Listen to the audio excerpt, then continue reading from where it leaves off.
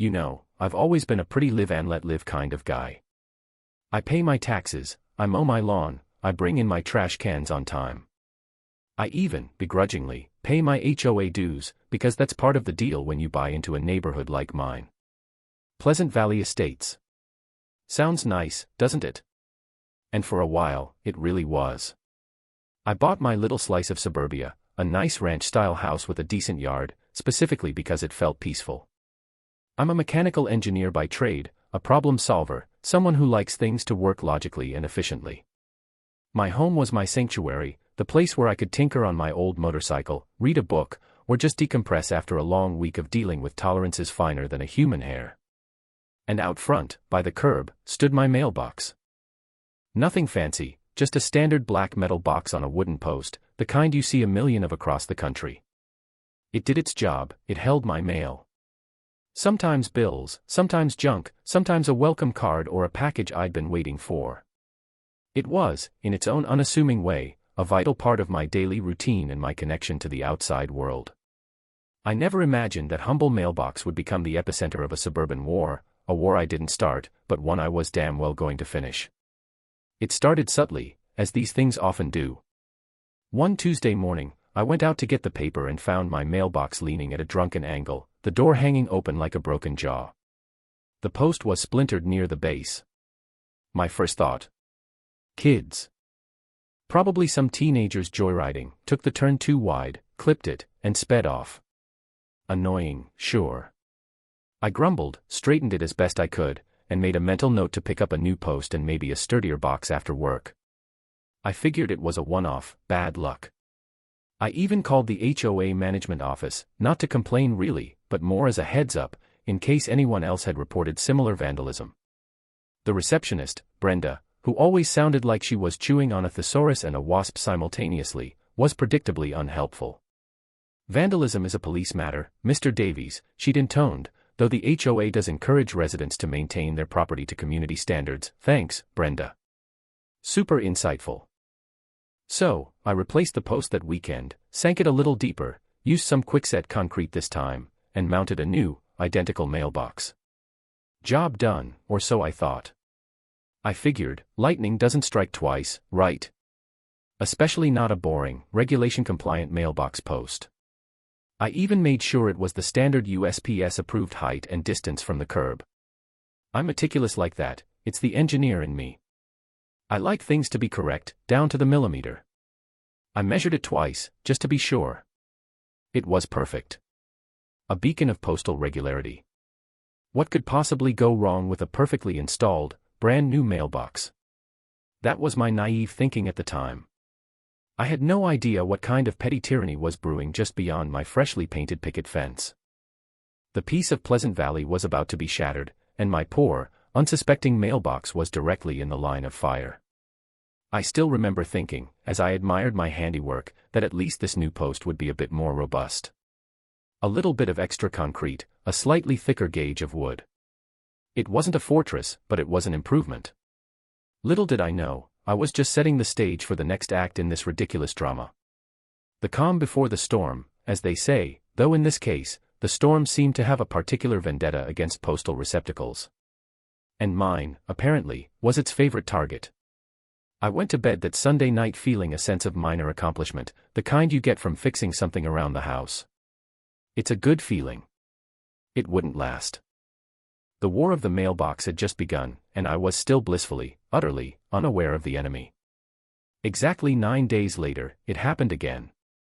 I was working from home, a rare treat, and heard a distinct, sharp crack from the front of the house around mid-morning. It wasn't a gunshot, more like a baseball bat hitting a pumpkin full of, well, mailbox parts. My stomach dropped.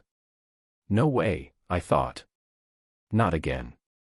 I rushed to the window, peering through the blinds just in time to see the tail end of a white SUV, the kind the HOA patrol favored, disappearing around the corner at a speed that seemed a tad excessive for a quiet residential street. My brand new mailbox was a mangled wreck. The post, despite the concrete, was snapped clean in two, the box itself crushed like a discarded beer can. This time, anger flared, hot and immediate. This wasn't some random kid. That vehicle, the timing, this felt targeted. This felt deliberate. I stormed outside, my engineering brain already cataloging the damage, the vector of impact, the sheer force required. The clean snap in the wood suggested a direct, forceful hit, not a glancing blow. My neighbors, old Mrs. Henderson from across the street, was on her porch, her eyes wide. "Did you see that, Arthur?" she called out, her voice trembling a bit. "That HOA car, it just swerved right into it. Didn't even slow down." So, a witness. Good. My suspicion solidified into a cold certainty.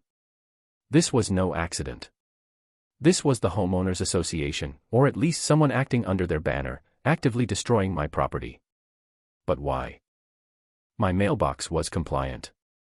It was new. It wasn't an eyesore. What possible justification could they have? I took pictures this time, lots of them, from every angle. I documented the tire tracks that veered off the asphalt and onto the edge of my lawn, right where the mailbox stood. Then, fuming, I marched back inside and called the HOA office again. Brenda answered, her voice still dripping with that infuriatingly bored superiority. I explained, very calmly at first, what had happened, what Mrs. Henderson had seen. Her response: "Mr. Davies, our community patrol vehicles are driven by highly trained professionals. I assure you, they would not deliberately damage resident property. Perhaps your mailbox was not installed to the correct setback specifications." The sheer audacity. "Brenda," I said, my voice dangerously low, "I am a professional engineer. I measured it myself. It was perfect. Your highly trained professional used my mailbox for target practice. I have a witness, and I have photos of the tire tracks." A slight pause. "Well," she huffed, "you'll need to submit a formal complaint in writing, along with any supporting evidence. The board reviews complaints at their monthly meeting. That was 3 weeks away. And what about my mail in the meantime? The mail carrier wouldn't deliver without a box. This was beyond frustrating, it was actively malicious. They were not just damaging my property, they were disrupting my life. The casual dismissal, the implication that I was somehow at fault, it was like a gauntlet thrown down. And if there's one thing about me, it's that I don't back down when I know I'm right. Especially not when faced with bureaucratic bullies. The game, as they say, was afoot. And I was starting to think that simply replacing the mailbox again wasn't going to be enough. Not by a long shot. They wanted a war over a mailbox. Fine. They had no idea who they were messing with. My mind was already starting to churn, not just with anger, but with ideas. Cold, hard, engineering ideas. The next day, I didn't bother buying another cheap wooden post or a standard tin mailbox. What was the point? It would just be another casualty. Instead, I retrieved my mangled mailbox and the splintered post from the curb, not to discard them, but as evidence. Exhibit A and B in the rapidly escalating case of HOA versus my sanity. I decided I needed to confront the source of this problem directly. Brenda was just a gatekeeper. I needed to talk to the board, or at least its president, a man named Harold Maxwell, a retired accountant who, by all accounts, ran the HOA like his own personal fiefdom. Getting a meeting with Maxwell, however, proved to be an exercise in Kafkaesque frustration. Brenda insisted all communication had to be through formal written complaints. Phone calls were deflected, emails went unanswered. It was like dealing with a brick wall, a very smug, bureaucratic brick wall. So, I did the next best thing. I knew the HOA held its monthly open forum meetings in the community clubhouse, usually a sparsely attended affair where residents could air minor grievances about overgrown hedges or noisy neighbors. The next one was that very evening. Perfect. I gathered my photos, the splintered remains of my mailbox post, and even a printout of the USPS regulations regarding mailbox installation, highlighted for emphasis. I was going to be prepared. When I arrived at the clubhouse, the meeting was already underway. Maxwell, a portly man with a comb-over that seemed to defy gravity, was pontificating about the importance of uniform lawn maintenance. About 5 other residents were scattered around the room, looking varying degrees of bored and resigned. I waited, seething quietly, until he opened the floor for community concerns. I stood up. "Mr. Maxwell," I began, my voice calm but firm, "my name is Arthur Davies, I live at 12 Chestnut Drive. For the second time in less than 2 weeks, my mailbox has been destroyed. The most recent incident, yesterday morning, was witnessed by my neighbor, who saw an HOA patrol vehicle deliberately swerve and hit it. A murmur went through the small crowd. Maxwell frowned, adjusting his glasses. "Mr. Davies, we've received your, informal communication. As Brenda no doubt informed you, any damage claims must be submitted in writing. And I must say, the allegation that our patrol would deliberately destroy property is quite serious, and frankly, unsubstantiated. I countered, stepping forward and placing the photos on the table in front of him. "These are tire tracks from your vehicle, Mr. Maxwell, leading directly from the road, over my curb, and into my mailbox. And this," I held up the snapped post, "is the result. My neighbor, Mrs. Henderson, is prepared to give a statement." Maxwell glanced at the photos with disdain, not even bothering to pick them up. "Mr. Davies, mailboxes are, by their nature, close to the road. Accidents happen. Perhaps if your mailbox was not an obstruction." An obstruction? I could feel my temper rising. It was a brand new, regulation-compliant mailbox, installed exactly to USPS specifications. The only thing it was obstructing was your patrol driver's apparent desire for vandalism. One of the board members, a woman named Ms. Periwinkle who always looked like she'd smelled something bad, piped up, "We have rules about property maintenance, Mr. Davies. Perhaps your previous mailbox was unsightly, and the patrol was encouraging you to replace it." Encouraging me? By repeatedly smashing it with a 2-ton vehicle. The sheer, unadulterated gall of these people was breathtaking. It was clear they weren't going to take responsibility. They were going to stonewall, deny, and deflect. Maxwell then delivered the kicker. "Frankly, Mr. Davies, from the pictures I've seen of your property in the past, and yes, we do keep records, your overall upkeep has occasionally bordered on the lax. Perhaps this is a good opportunity for you to consider a more robust, and aesthetically pleasing, mail receptacle solution. In fact, the Community Standards Guide, which you received upon purchasing your home, has some excellent suggestions." He smiled, a smug, dismissive little smirk that made my blood boil. They weren't just destroying my property, they were insulting me, blaming me. That was it. The gloves were officially off. If they wanted robust, I'd give them robust. An idea, cold and beautiful and made of pure, unadulterated spite and engineering prowess, began to solidify in my mind. "Thank you for your time, Mr. Maxwell," I said, my voice deceptively calm. "You've been illuminating." I gathered my photos, leaving the broken post as a silent testament. As I walked out, I heard Maxwell chuckle softly. He thought he'd won. He thought he'd put the little homeowner in his place. He had no idea what he'd just unleashed. The war wasn't over, it was just entering a new, more interesting phase. My phase. I spent the next few days in a state of controlled fury, channeling my indignation into research. If I was going to build something, it needed to be perfect, not just strong, but unimpeachably legal. I downloaded every relevant document I could find: USPS Postal Operations Manuals, State Department of Transportation Guidelines for roadside installations, even local county ordinances regarding structures near public rights-of-way. I cross-referenced everything. Height from the road surface to the bottom of the mailbox, 41 to 45 inches. Setback from the curb or road edge, 6 to 8 inches. The post itself. This was where it got interesting. Most regulations were concerned with the post being yielding or breakaway if struck by a vehicle, to minimize harm to occupants. This was a critical point. I couldn't just sink a steel I-beam in concrete and call it a day, much as the vengeful part of me wanted to. That would be a genuine hazard, and I'd be liable.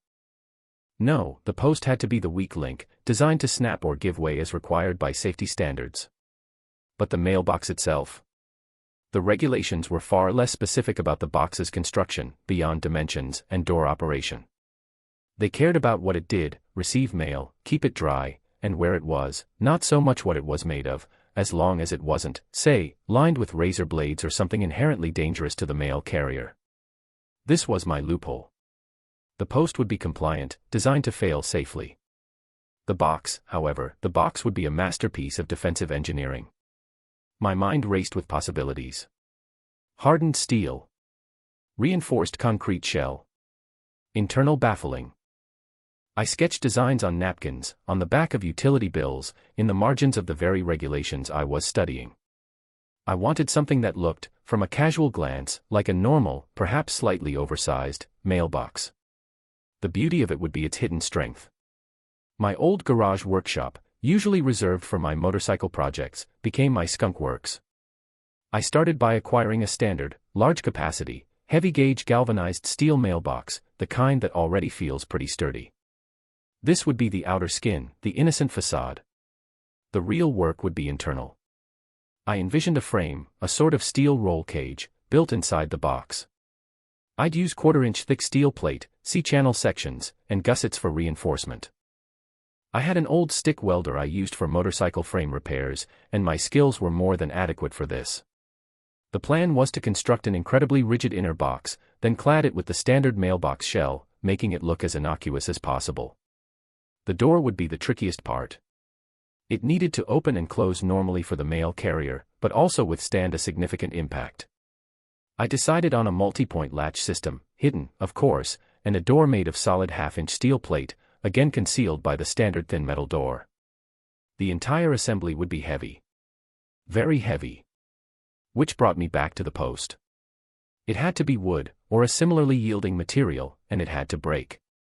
So, I'd use a standard 4x4 cedar post, as per regulations. But here was the clever bit: I'd design a special mounting plate. The super mailbox wouldn't be directly bolted to the wooden post in a way that transferred all its weight and rigidity downwards. Instead, it would sit atop the post, secured, but in such a way that if the post was struck and broke, the mailbox itself, heavy and solid, would simply fall. Hopefully, directly onto whatever hit the post. It was a beautiful, malicious, and entirely legal concept. The post breaks away, as per safety rules, preventing injury to vehicle occupants from a rigid spear. The box, however, being a separate, heavy object, would then be subject to gravity and momentum. If something hit my post hard enough to snap it, that something was going to get a very unpleasant surprise in the form of a 150-pound steel brick dropped on its hood or windshield.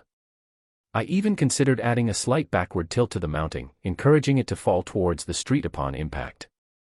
The sheer, beautiful simplicity of it made me grin. This wasn't just about revenge anymore, it was an engineering challenge, a puzzle. And I love puzzles. The HOA, with their smug pronouncements and petty vandalism, had inadvertently given me the best project I'd had in years. I started sourcing materials, my old pickup truck making trips to the local steel supplier and the hardware store. My neighbors probably thought I was finally building that barbecue pit I'd been talking about. They had no idea I was forging the anvil upon which the HOA's arrogance would be smashed. The construction phase took me the better part of a week, mostly evenings and the following weekend. My garage transformed into a fortress fabrication facility. The clang of metal, the hiss of the welder, the screech of the angle grinder, it was music to my ears. I started with the inner frame of the mailbox. I meticulously cut the quarter-inch steel plates and C-channel sections, measuring each piece twice, ensuring every angle was perfect. This wasn't just about strength, it was about precision. I welded the frame together, creating a ridiculously over-engineered box within a box. Each weld was clean and strong. I ground them smooth, not just for aesthetics, though no one would see them, but for structural integrity. This inner sanctum was designed to resist crushing, twisting, and direct impact. Once the inner frame was complete, I focused on the door. A half-inch thick steel plate, cut to size, became the core. I then fabricated a discreet but incredibly strong hinge system and a multi-point internal latch that would engage with the inner frame. This door alone probably weighed 20 pounds. The trick was to make it look and feel, from the outside, like a normal mailbox door. I carefully skinned the heavy steel plate with the thin sheet metal from the original door of the large-capacity mailbox I'd bought, preserving its look. The knob, the little flag for outgoing mail, all standard. But underneath, a bank vault. Next came cladding the inner steel frame with the outer shell of the new mailbox. This required careful cutting and fitting, ensuring no telltale signs of the heavy reinforcement within were visible. I used high-strength epoxy and some discreetly placed rivets, hidden along seams, to bond the outer skin to the inner frame. When I was done, it looked like a robust, slightly oversized, but otherwise unremarkable mailbox. If you tapped it, though, you wouldn't hear the hollow thunk of thin metal, you'd hear a dull, solid thud. It was beautiful. The final weight of the box assembly, with the door, was just shy of 150 pounds. Lifting it was a two-person job, or one very determined engineer grunting with effort. Then came the post and the mounting system. I selected a standard cedar 4x4 post. I even distressed it slightly to make it look less conspicuously new. The critical part was the interface between this breakaway post and my steel behemoth of a mailbox. I fabricated a heavy steel plate that would be bolted securely to the top of the wooden post. The mailbox itself had a corresponding plate on its underside. The two plates wouldn't be bolted directly together. Instead, the mailbox would simply rest on the post's top plate, secured by four relatively small, deliberately weak shear pins. These pins were just strong enough to hold the mailbox in place against wind or accidental bumps from, say, a pedestrian or a bouncing basketball. But a significant lateral force against the wooden post, like a car hitting it, would snap the post as intended. The shear pins would then also snap, and the 150-pound mailbox would become a free agent, guided by gravity and Sir Isaac Newton's laws of motion.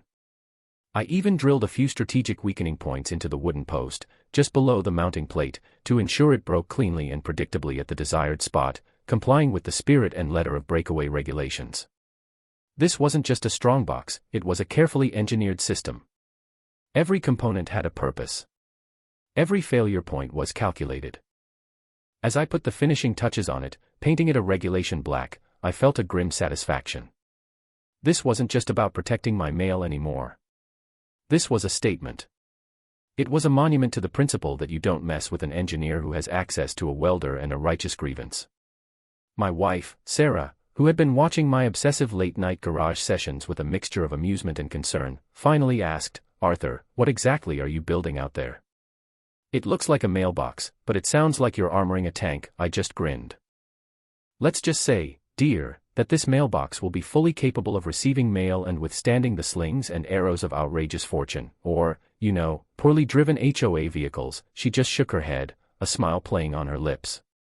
She knew better than to question me when I got that particular glint in my eye. The glint that said, problem, meet solution. The installation was an event in itself. Given the weight of the mailbox, I recruited my buddy Dave, who owed me a favor after I'd helped him rebuild his classic car's engine. Dave's a big guy, a former college football player, and even he grunted when we first lifted the mailbox of doom, as he'd christened it. "Geez, Artie," he'd said, hefting his end, "what are you expecting to receive in this thing?" "Anvils from Acme Corporation." I just winked. We carefully dug the hole for the new 4x4 cedar post, ensuring it was the exact regulation distance from the curb, 6 inches on the dot, and the correct depth. We used 2 bags of quickset concrete, same as before, but this time it felt different. This time, the post wasn't the primary defense, it was the trigger. Once the concrete was set and the post was rock solid, we meticulously attached the top mounting plate to the post. Then came the moment of truth, lifting the 150-pound steel box and carefully aligning it with the shear pins on the post's plate. With a bit of shuffling and a final coordinated heave, it settled into place with a satisfying, solid thud. The shear pins slid home. It looked, surprisingly normal. A bit beefy, perhaps, if you were really looking, but otherwise, just a black mailbox on a wooden post. I even put our house numbers on it, nice reflective ones, just to complete the picture of suburban conformity. "Well," Dave said, wiping sweat from his brow and stepping back to admire our handiwork. "If they manage to wreck this one, they're either driving a tank or they're trying really hard. What's the over-under on how long it lasts?" I shrugged, a small smile playing on my lips. "I'm not betting on how long it lasts, Dave. I'm betting on what happens to whatever hits it." We shared a look. He got it. After Dave left, I spent some time just looking at it. It stood there, a silent sentinel at the end of my driveway. It was more than just a mailbox now, it was a symbol of my refusal to be pushed around. It was a carefully laid trap, dressed in the mundane clothing of everyday suburbia. I also took the precaution of setting up a small, discreet security camera, one of those wildlife cams, positioned in my front window, aimed directly at the mailbox. It was motion-activated and had night vision. If anything happened, I wanted a recording. Not just for evidence, but because, frankly, I didn't want to miss the show. The next few days were a strange mixture of anticipation and feigned nonchalance. Every time I heard a car drive down our street, my ears would perk up. I'd casually glance out the window. The mail carrier came and went, using the new box without comment, though I did see her give it a curious second glance the first day, probably noticing the heft of the door. She was a nice lady, always had a smile. I'd feel a pang of guilt if she ever struggled with it, but the door, despite its weight, was well balanced and opened smoothly. No, this trap wasn't for her. It was for the HOA patrol. I imagined Harold Maxwell, smug in his belief that he'd cowed me into submission with his bureaucratic nonsense. I imagined the patrol driver, probably some bored goon with a power trip, cruising the neighborhood looking for minor infractions to justify his existence. Let them come. My beautiful, brutal creation was waiting. The anticipation was almost delicious. It was like waiting for a complex experiment to reach its critical point. All the calculations were done, the apparatus was built, and now all that was left was to observe the results. And I had a feeling the results were going to be spectacular. The neighborhood remained quiet for about a week. Maybe they figured 2 smashed mailboxes were enough to teach me a lesson. Maybe they were busy harassing someone else. Or maybe, just maybe, they were biding their time. I almost started to relax. Almost. It was a Thursday evening, just after dusk. I was in the kitchen, helping Sarah with dinner, the scent of roasting chicken filling the air. Outside, the streetlights had just flickered on, casting long shadows. Suddenly, we heard it. Not the sharp crack of splintering wood this time. Oh no. This was a sound far more resonant, far more metallic. It was a deep, guttural crunch, followed by the unmistakable screech of tortured metal and the tinkle of breaking glass. It was a sound that spoke of significant energy transfer, of something solid meeting something less so, with predictable and catastrophic results for the latter. Sarah and I froze, looking at each other. My heart leaped into my throat, a giddy, nervous thrum. That, I said, a slow grin spreading across my face, sounded expensive. We rushed to the front window, peering through the blinds. And there it was. The white HOA patrol SUV, nose down, practically kissing my mailbox. Or rather, what was left of its front end was. The vehicle's hood was buckled upwards like an accordion, the grille was a shattered mess of plastic, and one headlight was hanging by a wire, its twin dark and smashed. Steam, or maybe smoke, was beginning to hiss from under the crumpled hood. And my mailbox. It was no longer on its post. As designed, the wooden post had snapped cleanly at its engineered weak point. And the mailbox itself, my beautiful 150-pound steel brick, was resting squarely, majestically, on the crumpled hood of the SUV, like a dark, reproachful paperweight. It hadn't a scratch on it. A figure stumbled out of the driver's side of the SUV. It was a man I vaguely recognized from previous patrol sightings, a burly guy with a perpetually annoyed expression. Let's call him Officer Beefy.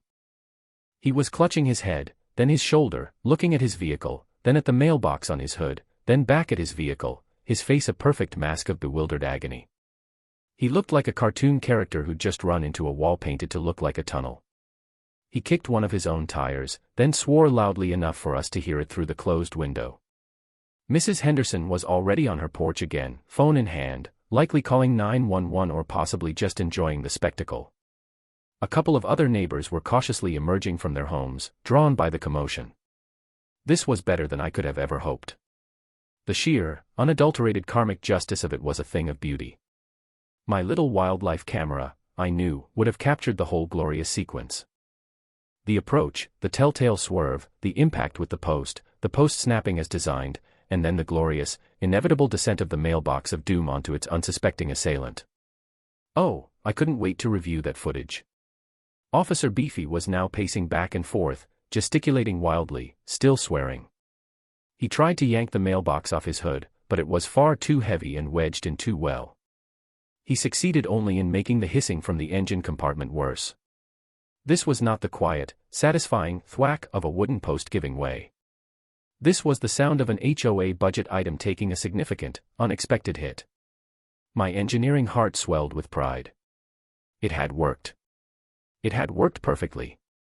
Sarah turned to me, eyes wide, a hand covering her mouth to stifle a laugh. "Arthur," she whispered, You are a menace, I just grinned. A law-abiding, regulation-compliant menace, my dear. There's a difference. The beautiful part was, I hadn't broken a single rule. My mailbox post was breakaway, as required. The box itself was simply robust and heavy. And now, it was evidence, sitting right there on top of their wrecked vehicle. The sweet, sweet irony was almost too much to bear. This was not just a victory, it was a masterpiece. It didn't take long for the cavalry to arrive, though not the kind Officer Beefy was probably hoping for. First, a local police car, lights flashing, responding to Mrs. Henderson's call about a vehicle collision. Then, about 10 minutes later, another car pulled up, a dark sedan, and out stepped none other than Harold Maxwell, HOA President Extraordinaire. He did not look pleased. His comb-over seemed to be vibrating with indignation. I decided it was time for me to make an appearance. I strolled out casually, as if just noticing the commotion. "Evening, officer," I said to the policeman, who was taking notes. "Everything all right here?" "Quite a bang," Officer Beefy, who was now leaning against the uncrumpled rear of his SUV looking very sorry for himself, pointed a shaking finger at me. "That maniac. He booby-trapped his mailbox. It's a hazard. It wrecked our vehicle. I could have been seriously injured." Maxwell strode over, his face puce. "Davies. What is the meaning of this? You've deliberately created a dangerous obstruction. You'll be hearing from our lawyers. This is an outrageous act of aggression." I held up my hands in a gesture of innocent bewilderment. "Aggression, Mr. Maxwell. I simply installed a new mailbox after your patrol inexplicably destroyed my previous two. As for it being a hazard, I assure you, it meets all USPS and Department of Transportation regulations for height, setback, and post construction. The post, as you can see," I gestured to the snapped cedar 4x4, "is clearly a breakaway design, intended to minimize harm in the event of an accidental collision. It appears to have functioned exactly as designed." The policeman looked from me to Maxwell, then to the mailbox still sitting triumphantly on the SUV's hood. "Breakaway post, huh?" he said, then looked at the heavy steel box. "That box looks pretty solid, though." "Indeed, officer," I replied smoothly. "After the repeated destruction of my property, I opted for a more durable model.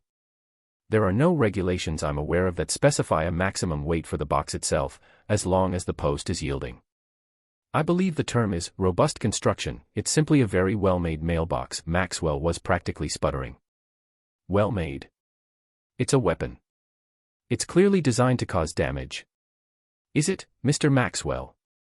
I asked, my voice calm. "Or is it possible your driver, once again, misjudged his distance and struck my lawfully placed mailbox post?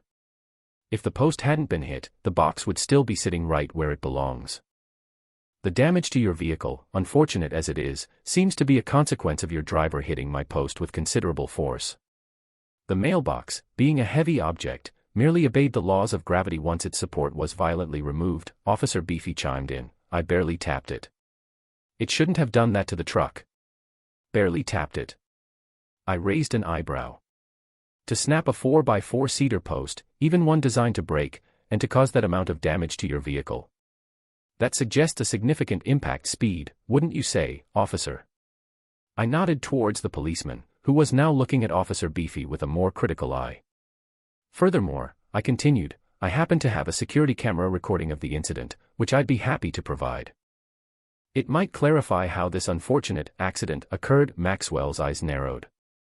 The mention of a camera seemed to deflate him slightly. "A camera?" "Yes," I said pleasantly. "After the last two incidents, I thought it prudent. It shows the approach of your vehicle, the clear swerve towards my mailbox, the impact, and the subsequent, interaction between your SUV and my mailbox.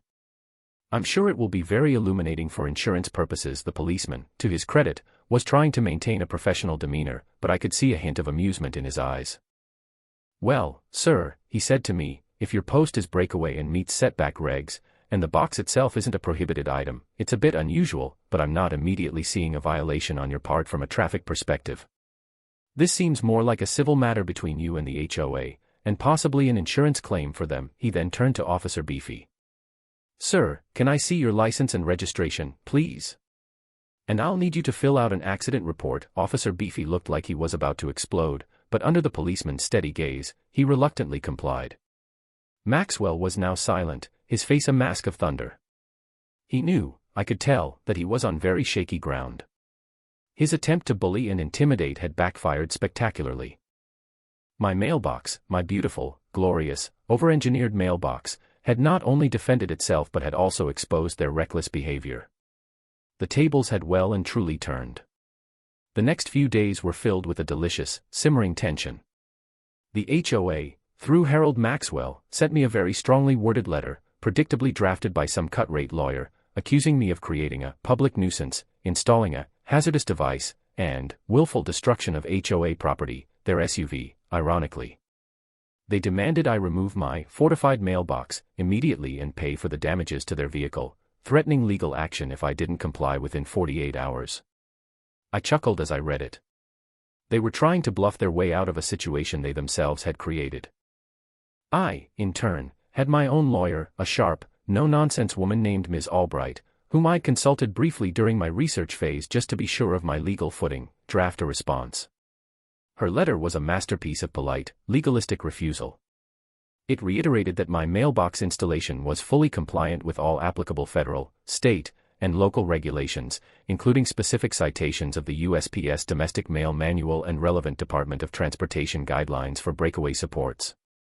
It pointed out that the damage to the HOA vehicle was a direct result of their employees' negligent, and possibly intentional, collision with my legally placed private property.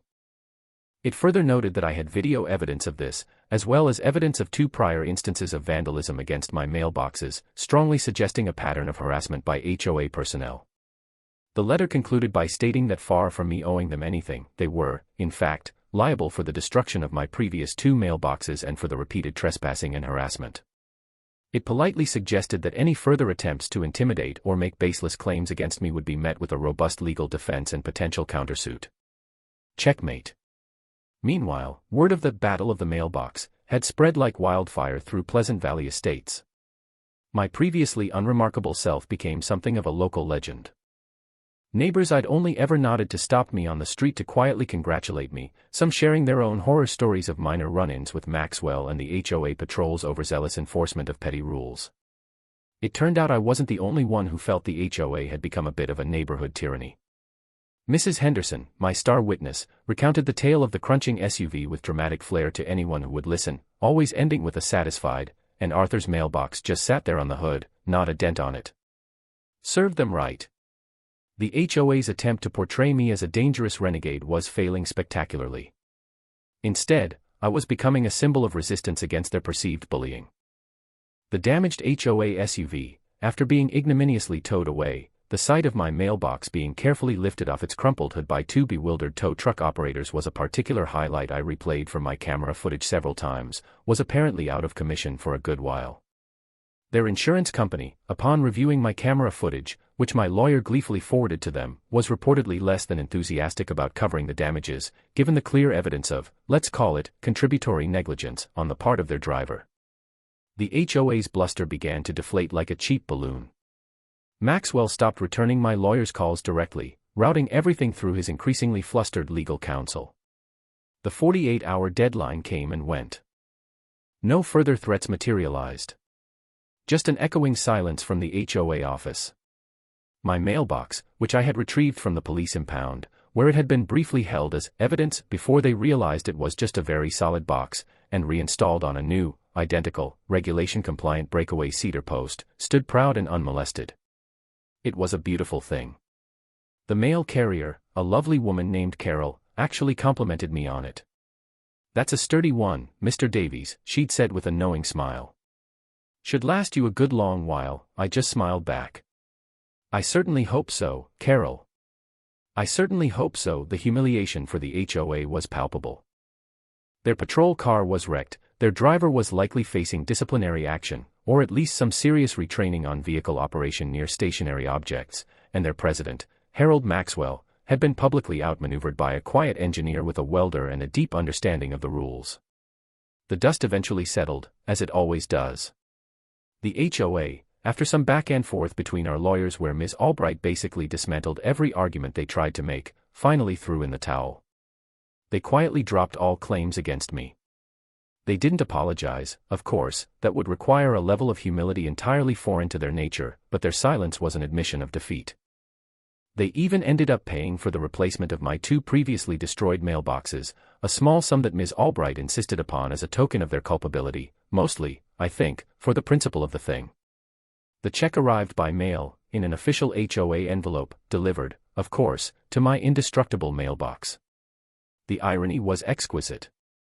Officer Beefy was, I heard through the neighborhood grapevine, reassigned to administrative duties, which I took to mean he was probably filing papers in a back room somewhere, far away from anything valuable or, indeed, drivable. The white HOA SUV, when it finally reappeared after extensive repairs, was driven with a newfound, almost comical, caution, especially around anything resembling a mailbox. My own mailbox, the mailbox of doom, the Trojan mailbox, whatever you wanted to call it, became something of a landmark. People would slow down as they drove past, pointing it out. Kids on bikes would ride by and tap it gently, marveling at its solidity. It stood there, a silent, black monument to one man's refusal to be bullied. It wasn't just a mailbox anymore, it was a statement. It said, I know my rights, I follow the rules, and if you push me, I will push back, harder, and smarter. Life in Pleasant Valley Estates returned to a semblance of normalcy, but something had shifted. There was a subtle change in the air, a sense that the HOA's power wasn't absolute. People seemed a little more willing to question things, a little less intimidated. My little act of defiance had, perhaps, inspired others in small ways. For me, the greatest satisfaction wasn't just the victory, or the humiliation of Maxwell and his cronies. It was the quiet pride of having identified a problem, researched it thoroughly, engineered a solution, and executed it flawlessly, all within the bounds of the law. It was the engineer's triumph, a perfectly designed system that achieved its intended outcome with spectacular efficiency. My mail continued to arrive, safe and sound. Bills, junk mail, the occasional package. But every time I walked down the driveway to retrieve it, I couldn't help but pat the side of that solid steel box.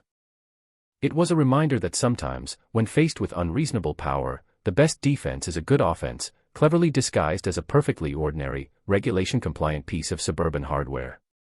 And it was a reminder that even a quiet, live and let live kind of guy has his limits.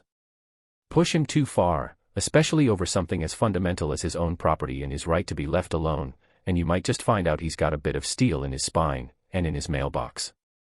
The peace of Pleasant Valley was restored, but it was a peace now underpinned by a healthy respect for the quiet engineer at 12 Chestnut Drive, and the legendary mailbox that taught the HOA a very expensive lesson in humility and the laws of physics. And you know what?